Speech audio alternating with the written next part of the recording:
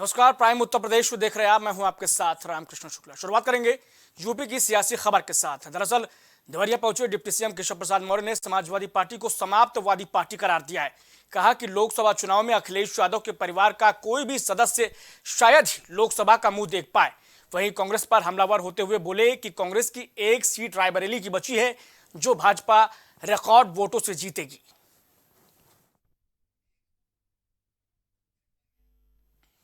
चुनावी सरगर्मियों के बीच अखिलेश यादव ने राजा भैया को लेकर बड़ा बयान दिया है। उन्होंने मीडिया से बातचीत में कहा कि जो आना चाहे उसका स्वागत है।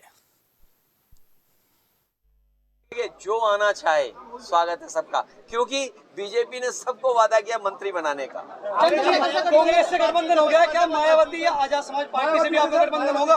देखिए, ये इंडिया गठबंधन की कई बैठक हो चुकी हैं और कई बैठकों में और कई मौकों पर आप जो सवाल पूछ रहे हो पूछे जा चुके हैं।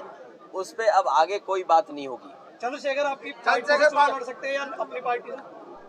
अरे वो हमारे यहाँ है, हम देखेंगे क्या करना है, या पार्टी से राय ले लेंगे क्या राजा करना भैया को लेकर क्या कहना है? उन्हें भी गठबंधन में कह तो दिया, तुमने सुना नहीं? जितने गठबंधन दल हैं उन सबको बीजेपी ने कहा है कि आपके दो मंत्री बनेंगे। अब बताइए कैसे मंत्री बनेंगे सब? तो जो मंत्री नहीं बनेंगे वो नाराज होंगे, उन सबका सहयोग समाजवादी पार्टी लेगी।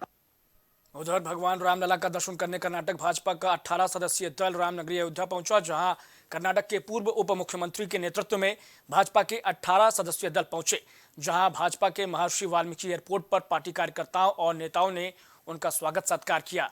इस मौके पर पूर्व मुख्यमंत्री ने क्या कुछ कहा, आइए आपको सुनाते हैं।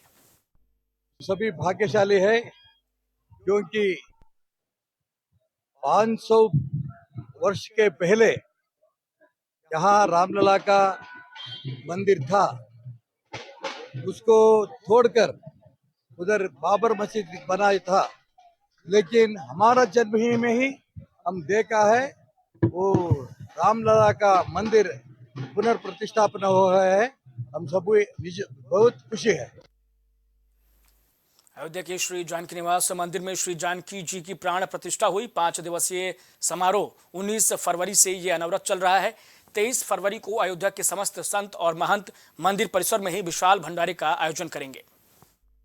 यहाँ पे भगवान की प्राण प्रतिष्ठा, महारानी जी की, जानकी जी की प्राण प्रतिष्ठा हो रहा है और ये 5 दिवसीय कार्यक्रम चल रहा है। आज चौथा दिवस है, कल 5वां दिवस है। आज भगवान प्राण प्रतिष्ठा होगी भगवान की और कल बृहद भंडारा होगा।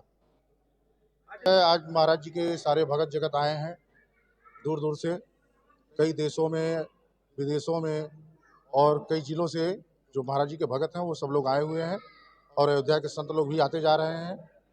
भगवान शयन में कल थे, आज भगवान उठे हैं शयन से, निद्रा से निकले हैं बाहर। आज भगवान का श्रृंगार होगा, भगवान की पोशाक पहनाया जाएगा और भगवान अपने श्री स्थान पर जाएंगे। ये रामलला की जो प्रतिमा प्रतिष्ठित हुआ है आज, ये तो हम लोगों के लिए बहुत गौरव की बात है। इतने दिन से इंतजार थी हम लोगों के। सनातन धर्म की ये पहचान है और इसी से हमारा सनातन धर्म जुड़ा हुआ है।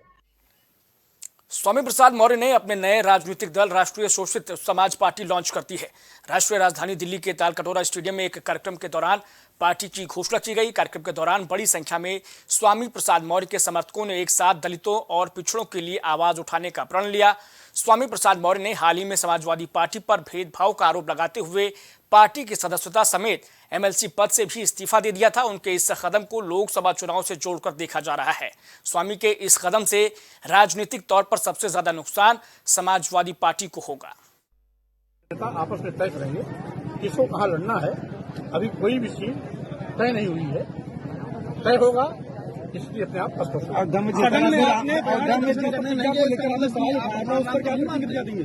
मैं ये सवाल आपसे कर सकता हूँ कि आप मेरे सामने खड़े हैं, आपको भी अयोध्या में जाना चाहिए। आप धर्म के दुश्मन हैं। आपके पार्टी के ही विनोद तिवारी ने आप पर आरोप लगाया है कि मानसिक रूप से विक्षिप्त है, क्या कहेंगे?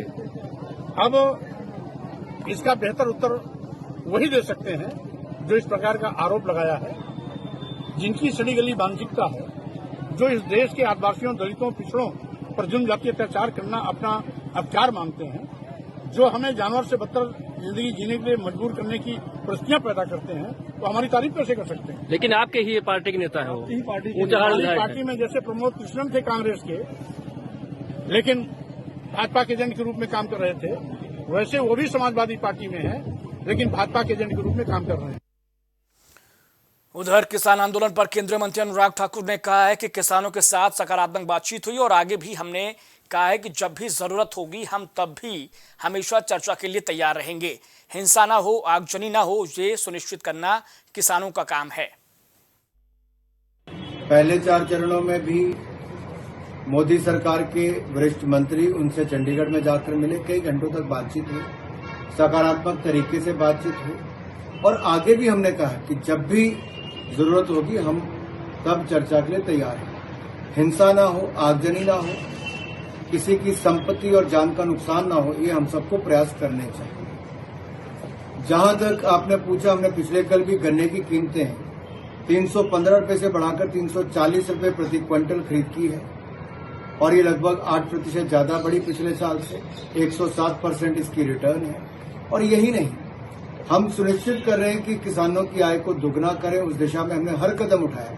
स्वामीनाथन कमेटी की रिपोर्ट को लागू भी किया और खरीद भी कांग्रेस के 10 साल के कालखंड में कुल मिला के 5.5 लाख करोड़ की खरीद हुई है, केवल 5.5 लाख करोड़ की। मोदी सरकार में 18,39,000 करोड़ की खरीद हुई और यही नहीं, हमने किसान सम्मान निधि भी दी, यानी कि किसानों को 2,81,000 करोड़ रुपया मोदी सरकार ने एक मदद के रूप में सम्मान निधि उनको दी।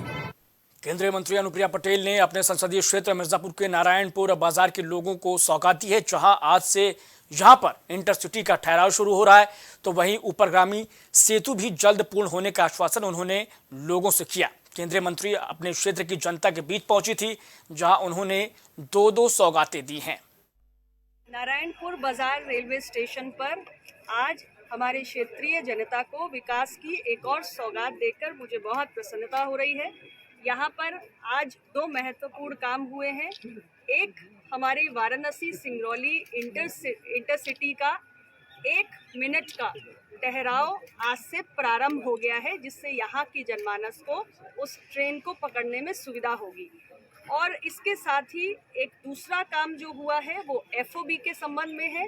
हमारा ऊपरगामी सेतु जो 5.5 करोड़ की लागत से 80 मीटर की लंबाई और 3 मीटर की चौड़ाई के साथ बनकर तैयार होगा और हमारे प्लेटफॉर्म नंबर 1, 2, 3 के बीच यात्रियों को सुगमता से आने जाने के लिए मदद करेगा। तो ये दोनों विकास की परियोजनाएं नारायणपुर क्षेत्र की जनता को और अपने जिले की जनता को सुपुर्द करते हुए मुझे बहुत खुशी है। केंद्रीय मंत्री निर्मला सीतारमण 2 दिवसीय महाराजगंज दौरे पर हैं। वित्त मंत्री ने सरकार की जन कल्याणकारी योजनाओं के लाभार्थियों को करीब 1,000 करोड़ से ज्यादा का डेमो चेक दिया। वहीं भाजपा कार्यकर्ताओं के साथ बैठक करते हुए लोकसभा चुनाव पर चर्चा भी की। मंत्री जी महाराजगंज जनपद में हमको लगता है कि देश की आज़ादी के बाद प्रथम पूरे पूर्वांचल में वित्त मंत्री का कभी आगमन नहीं हुआ था।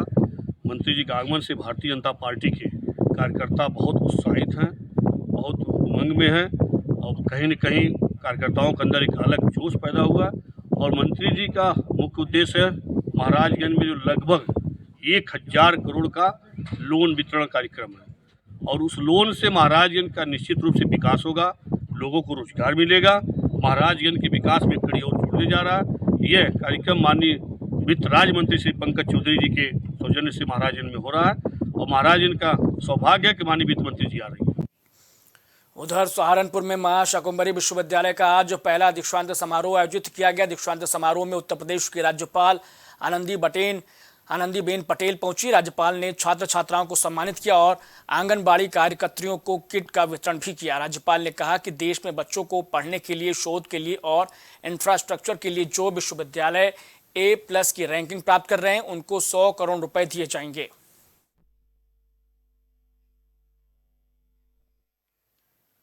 अमरोहा में 24 फरवरी को राहुल गांधी की यात्रा पहुंचेगी, जहां न्याय यात्रा पायती कला गांव से शुरू होगी और न्याय यात्रा में प्रियंका गांधी के शामिल होने की खबरें भी सामने आ रही हैं। अमरोहा के बाद संभल जिले में भी राहुल और प्रियंका साथ साथ नजर आएंगे। यात्रा को सफल बनाने की तैयारियों में जिला कांग्रेस कमेटी जुटी हुई है।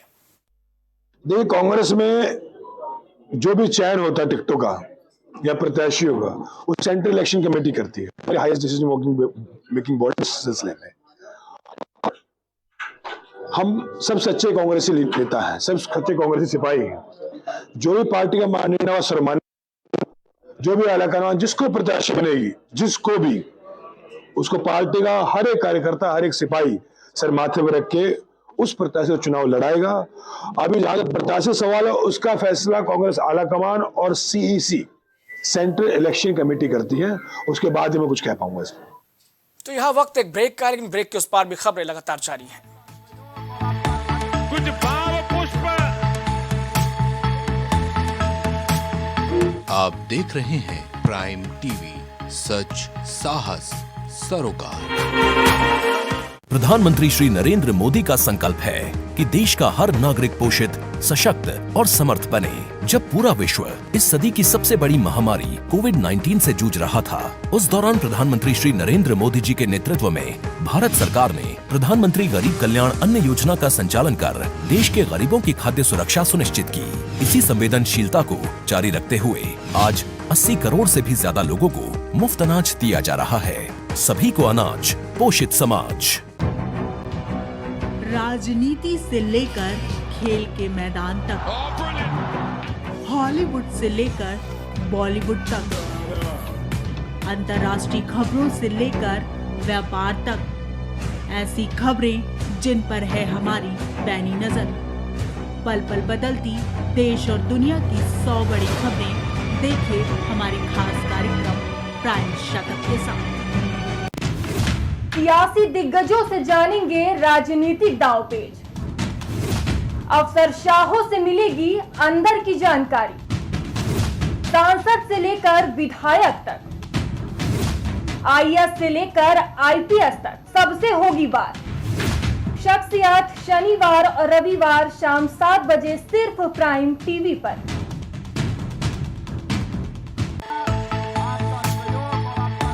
कुछ भाव पुष्प।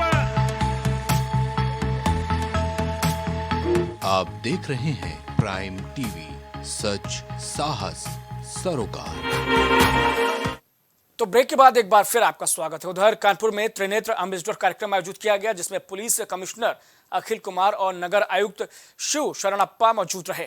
अधिकारियों ने लोगों से चौराहे को गोद लेकर सुरक्षा व्यवस्था को सुदृढ़ करने के लिए बेहतरीन क्वालिटी के CCTV लगवाने की अपील की।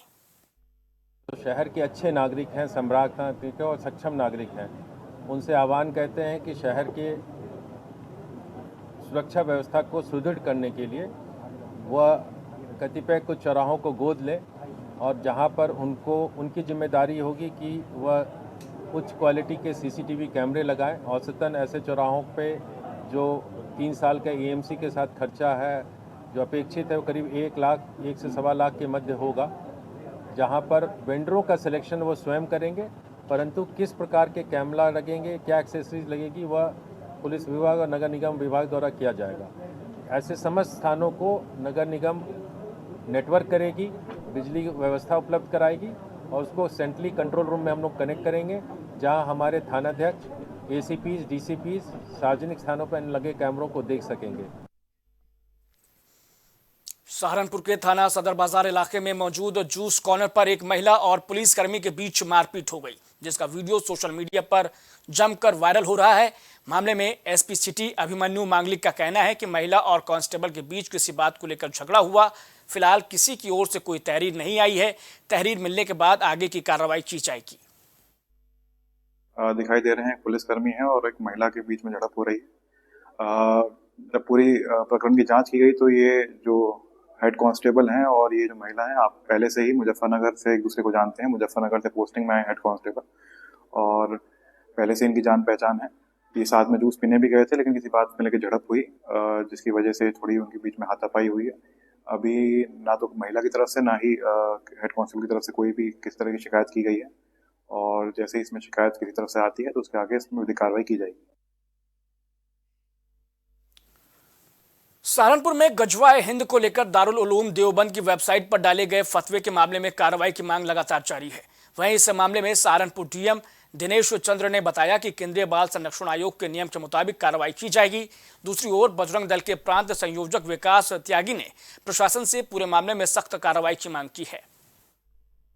दारुल उलूम का चरित्र, इनकी मानसिकता और इनके क्रियाकलाप किस प्रकार की मानसिकता है, और दारुल देश के अंदर, समाज के अंदर एक घृणा पैदा करने वाला, देश को तोड़ने वाला और एक मदरसा है। और न केवल हिंदुस्तान को बल्कि पूरे दुनिया को ये लोग और ये जो है इस्लामीकरण करना चाहते हैं। इनके आतंकवादियों तो संपर्क संबंध पहले भी मिले हैं, कई बार जांच में ये खुलासा हो चुका है। और इस प्रकार का जो ये एक पत्र और बाल संरक्षण आयोग की ओर से ये जारी किया गया है एफआईआर दर्ज करने के लिए, तुरंत दारुल के लोगों के खिलाफ एफआईआर दर्ज होनी चाहिए। और दारुल पर केवल एफआईआर दर्ज ना हो, दारुल पर ताला लगना चाहिए, ये हमारी मांग थी। और ये भी फिर पुनः इस मांग को दोहराते हैं। मेरी जानकारी में ये आया है कि यहाँ से कुछ पुस्तकें जो है बाल संरक्षण आयोग के द्वारा जब्त की गई थी, जिसमें कुछ आपत्तिजनक और जो सामग्री थी पढ़ने के लिए, तो आयोग ने उनका अध्ययन किया। तो अध्ययन करने के बाद उसमें वो सामग्री पाई गई है और उसी को आधार बनाकर और बाल संरक्षण अधिकार आयोग के द्वारा और ये आदेश जारी किया गया।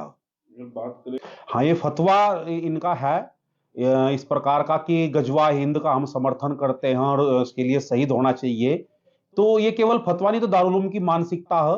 दारुल इस प्रकार के क्रियाकलापों में और ये संलिप्त है। दारुल के खिलाफ कार्रवाई होनी चाहिए। एनसीपीसीआर ने ये आदेश दिए हैं कि अगेंस्ट है, बच्चों के राइट्स के अनुसार अधिकारों के हनन है और तमाम कानून की परिधियों के प्रतिकूल है। उसका राष्ट्रीय एनसीपीसी का एक आर्डर प्राप्त हुआ है, जिसमें एफआईआर दर्ज करने के निर्देश दिए गए हैं। आदरणीय वरिष्ठ पुलिस अधीक्षक महोदय को इस पत्र को भेजा गया है।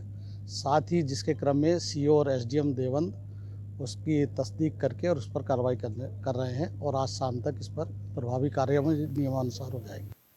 यूपी के कासगंज का रहने वाला युवक हेल्पर की नौकरी के लिए रूस पहुंच गया, लेकिन युवक के पिता का इल्जाम है कि उसके बेटे ने 2.5 महीने पहले फोन पर बताया कि उसे यहां लाकर हेल्पर की नौकरी न देकर उसे आर्मी में भर्ती करा दिया गया है।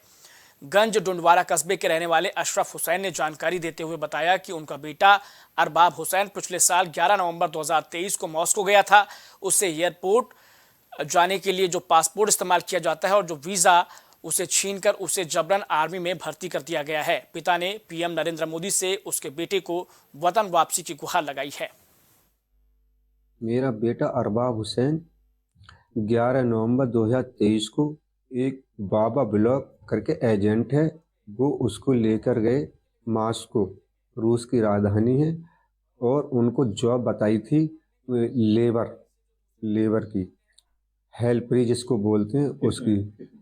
अब ये नहीं बताया उन्होंने किस में हेल्परी के लिए ले गए थे मॉस्को में। वो वहाँ पे उन्होंने जब हमसे बात हुई तो बोले कि आपको सेना में भर्ती कराया जाएगा। अब उसने बेटे ने मना किया, सेना में हम नहीं जाएंगे, हम सेना के लिए नहीं आए हैं, हम एक हेल्परी के लिए लेके आए हो आप, हम हेल्परी की करेंगे।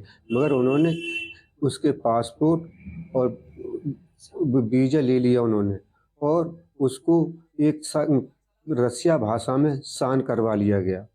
और उसको फिर उसके बाद हमारी कोई उससे बात नहीं हुई। फिर 2.5 महीने बाद उसकी एक कॉल आई थी, उसमें उसने अपने को बताया कि मैं घायल हो गया हूँ, और फिर उसके बाद हमारा संपर्क नहीं हो पा रहा है। हमें प्राइम मिनिस्टर मोदी जी से दरख्वास्त है कि वो हमारे बेटे को ले आएँ। उनको पूरी दुनिया में सब उनका बहुत ही बोलबाला है, हमारे प्रधानमंत्री हमारे हिंदुस्तान का। भगवान करे तो हमारे मोदी जी हमारे बेटे अरबाब हुसैन को हमें ला के दे दे, बड़ा मेहरबानी होगी। उधर अंबेडकर नगर में सामूहिक बलात्कार किए जाने के सनसनीखेज मामले में पुलिस ने 3 आरोपियों के खिलाफ गैंगरेप समेत कई धाराओं में मुकदमा दर्ज कर लिया है। मामले में मुख्य आरोपी की गिरफ्तारी कल ही कर ली गई थी। मामला मरहुआ थाना इलाके का बताया जा रहा है।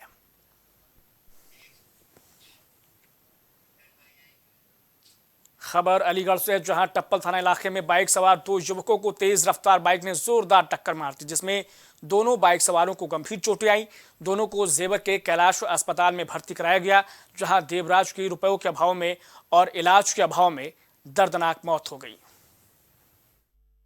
मामला ये जी, इनका भाई का लड़का बीमार था, वहाँ से ये दिखाने के लिए आ रहे, पहले लड़का रिक्शा ले आए, यहाँ टप्पल से पल्ली तरफ हेपड़ा बोलते हैं हमारे तो देहात में, आनंद विहार तो उल्टी तरफ वहाँ एक्सीडेंट हो गया। एक टप्पल की तरफ से मोटरसाइकिल जा रही जी और एक ऊपर लंग से आ रहे जेठों एक्सीडेंट है वो, दोनों को चोट लगी या कि ज़्यादा लग गई। वहाँ कोई आदमी लेकर कोई हो नहीं इनके साथ, कोई कैलाश को लेकर भाग कर आया हो।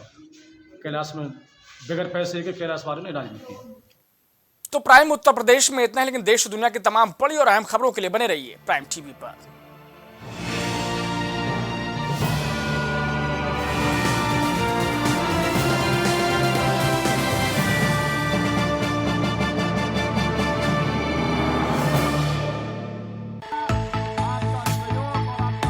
कुछ भाव पुष्प। आप देख रहे हैं प्राइम टीवी, सच साहस सरोकार। प्रधानमंत्री श्री नरेंद्र मोदी का संकल्प है कि देश का हर नागरिक पोषित, सशक्त और समर्थ बने। जब पूरा विश्व इस सदी की सबसे बड़ी महामारी कोविड-19 से जूझ रहा था, उस दौरान प्रधानमंत्री श्री नरेंद्र मोदी जी के नेतृत्व में भारत सरकार ने प्रधानमंत्री गरीब कल्याण अन्न योजना का संचालन कर देश के गरीबों की खाद्य सुरक्षा सुनिश्चित की। इसी संवेदनशीलता को जारी रखते हुए आज 80 करोड़ से भी ज्यादा लोगों को मुफ्त अनाज दिया जा रहा है। सभी को अनाज, पोषित समाज। अगर आप करना चाहते हैं अपने बिजनेस को प्रमोट, तो इसके लिए आपको चाहिए होगा एक सपोर्ट। बेहतर स्क्रिप्ट, शानदार ग्राफिक्स, बेहतर विजुअल दिखाएंगे कमाल, जानकारी पहुंचेगी जन जन तक, आपका काम करेगा धमाल। इन सभी चीजों के लिए अब ना हो परेशान। Brand promotion, motion designing and video editing, 2D और 3D animation, television telecasting, social media works, script writing जैसे कामों के लिए आज ही कांटेक्ट करें 9267925186 पर। इसी के साथ ही आप हमें जीमेल भी कर सकते हैं vikas production.g